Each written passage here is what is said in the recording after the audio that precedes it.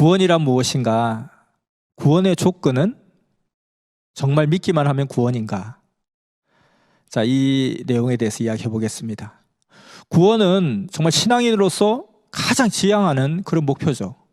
그런데 이 구원은 과연 예수님을 믿기만 하면 구원이 되는 것인가? 도대체 구원은 무엇인가? 무엇을 구원이라 하는가?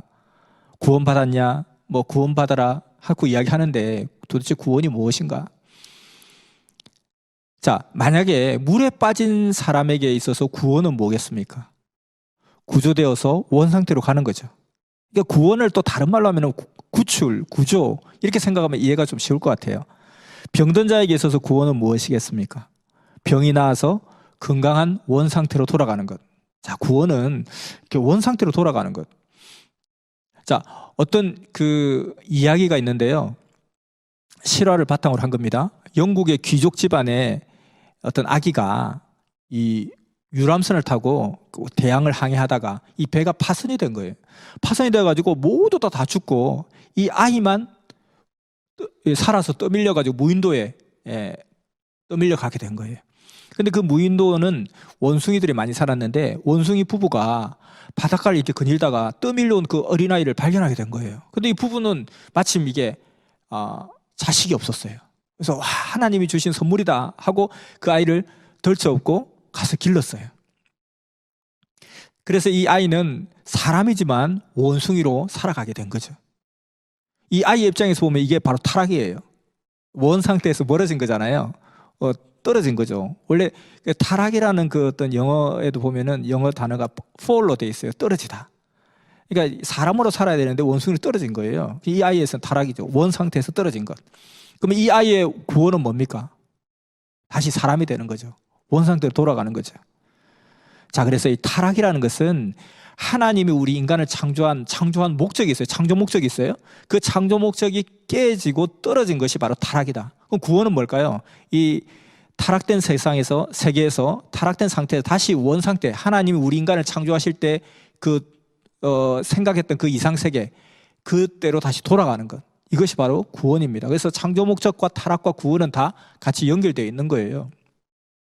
자, 어느 날 이제 이 탐험가가, 어떤 영국의 탐험가가 이 섬에 우연히 오게 되었습니다. 그러다가 이 아이를 발견하게 된 거예요. 이미 이제 좀 어느 정도 컸어요. 소년이 되었어요. 근데 발견하고 나서 보니까 분명히 사람인 거예요. 사람인데 원숭이 사람인 거예요. 그래서 이 아이에게 너는 사람이다. 원숭이가 아니다. 사람이다 하는 걸 가르쳐 줍니다.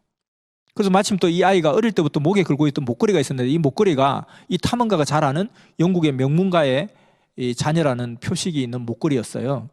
그래서 이렇게 귀족 집안의 아기가 그때 어느 날 그 십수년 전에 그렇게 배가 파손되어서 전원이 다 죽었다 하더니만 그 배에 탄 아이구나 라고 이제 이 아이를 그대로 둘 수 없잖아요. 그래서 그 아이를 계속 찾아가서 만납니다. 이 원숭이 소년에게 있어서 이 탐험가는 바로 구원자입니다.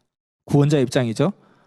그래서 이 원숭이 인간은 자기가 구원을 받아야 될 존재예요. 그 구원이 된다는 것은 어느 단계입니까? 원래 사람으로 돌아가는 거예요. 원래 사람으로 돌아가기 위해서는 제일 첫 번째 조건이 있어요. 구원자가 와야 돼요. 구원자가. 누군가가 너는 원숭이가 아니라 사람이라는 것을 말해줄 자가 와야 된다는 거예요. 그리고 나서 두 번째는 그 구원자를 믿어야 돼요. 그 탐험가의 말을 믿어야 된다. 저 사람이 나를 해하려고 하는 사람이 아니다. 저 사람이 하는 말은 사실이다. 내가 이런 상태가 아니고 내가 뭔가 원래 상태는 다른 상태다라는 것을 믿어야 되는 거예요. 그래서 첫째 구원자가 와야 되고 그 구원자의 말을 듣고 그 다음에 믿어야 되고 1, 2, 3라는 거예요.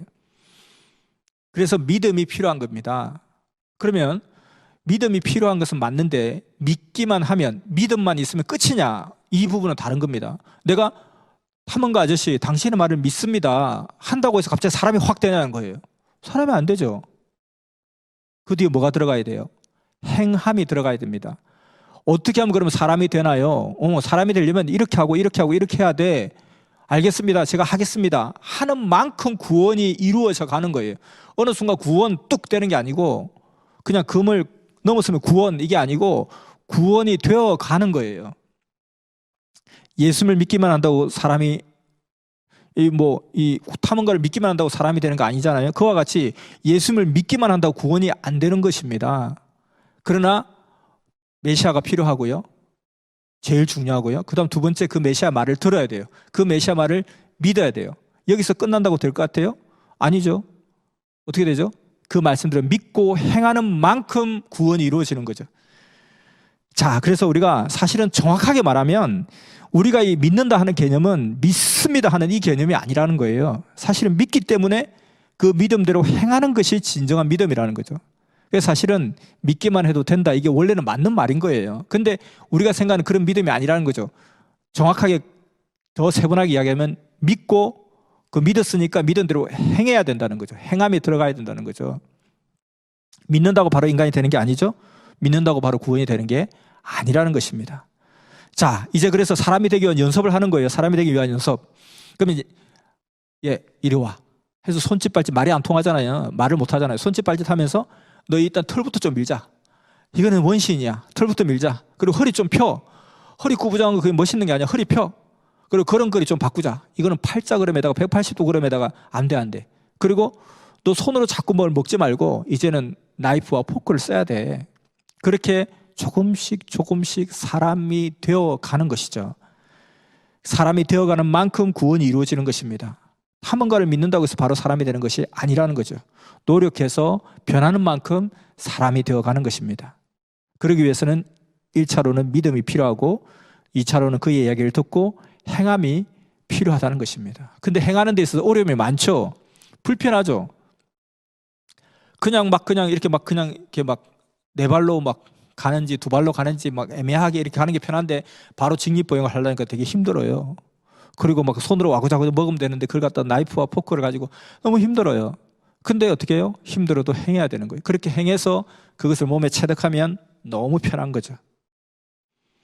자, 창공을 날아다니는 새가 있었어요. 창공을 막 날아다니는 새가 있는데 그 새를 딱 잡았어요. 새를 잡아가지고 새장에 딱 가뒀어요. 새장에 가두니까 그 새는 자기의 원래 모습을 알아요. 그래서 창공을 나는 새를 보면서 나도 저렇게 날아다녔는데 쟤는 나보다 더 못 나는데 쟤는 날고 싶어 이렇게 생각하겠죠. 근데 그 새장 속에서 새끼를 낳고 새끼를 낳아서 한 10대 후손이 그게 새장에서 산다고 쳐봐요. 근데 이 새는 하늘을 나는 새를 보면서 부러워해요. 그게 자기의 원래 모습인 줄 몰라요. 왜냐면 자기는 그냥 날 때부터 새장에서 태어났고 그냥 이 안에서 돌았기 때문에 모른다는 거예요. 그게 자기의 원래 모습이 있는지를 모른다는 거예요. 그러면은 누가 아는 자가 나타나서 그걸 가르쳐줘야 되죠. 야, 창고를 난 저 새 있잖아. 쟤가 바로 너의 모습이야. 너 모습이 원래 저런 모습이야. 그러니까 너도 저렇게 되고 싶어? 너무 되고 싶어요. 그럼 너도 할 수 있어. 원래 저게 네 모습이니까. 자, 그럼 내가 가르쳐 줄게. 내가 너의 구원자야. 그러면 너는 내 말을 들어야 돼. 그리고 내 말을 믿어야 돼. 아저씨 사기치지 마세요. 그러지 말고 내 말을 믿어야 돼.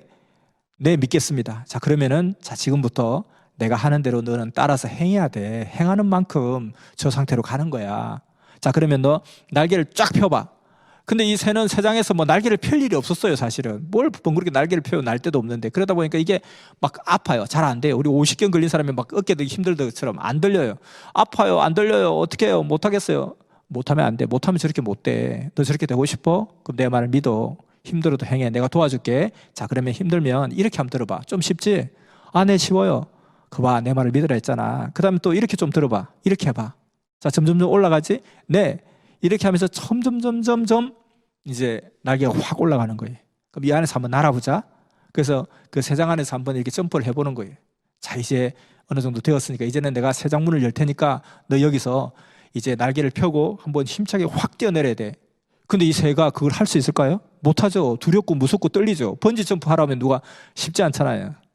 번지 점프를 누가 쉽게 하는 거 아니잖아요. 근데 하라고 하니까 되게 무서워요. 근데 너 나를 믿지? 이때까지 잘 믿고 잘 해봤잖아. 나를 믿어야 돼. 믿어야 네가 구원받을 수 있어. 믿어야 네가 저 새처럼 될 수 있어. 믿어야 너 원래 모습을 찾을 수 있어. 믿어. 못 믿겠어요. 정말 너무너무 믿는다고 하는데 무서워요. 괜찮아. 내가 잘 인도해 줄게 하고 그냥 눈을 질끈 감고 한번 날아봐 하고 딱 나는 거예요. 그러면서 점점 더 새가 되어 가는 거죠. 이것이 구원입니다. 그래서 구원은 타락 이전의 원래 모습으로 돌아가는 거죠.